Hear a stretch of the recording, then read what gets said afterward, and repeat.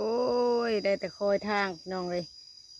น้องชายพามีแล้วก็น้องไผ่เขาไปหาเก็บเห็ดฟูแต่เล็มน้อยก็ลูกพี่น้องนอนกับบรับนั่งกับบติดเตียงเราไม่ทำหมากกับเขาไปมือนี้เห็ดโคมออกแต่พี่น้องปลากกวิกคุแหละแถวกกสูงๆนี่เขาไปเลยฮะเวิงนะโทรหาเพิ่นโทรวิดีโอคอลหาเพิ่นได้เฮ็ดพี่น้องกดเอาแสลมน้อยก็ได้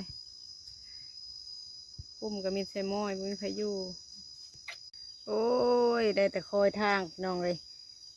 น้องชายพามีแล้วก็น้องไผ่เขาไปหาเก็บเฮ็ดฟูแสลมน้อยก็ลูกพี่น้องนอนกับบรับนั่งกับบติดเตียงเราไม่ทำหมากกับเขาไปมือนี้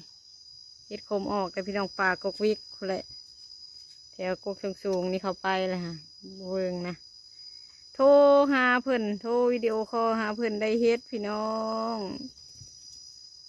กดเอาแสลมน้อยก็ได้ปุ่มก็มีเซมอยมีพายุ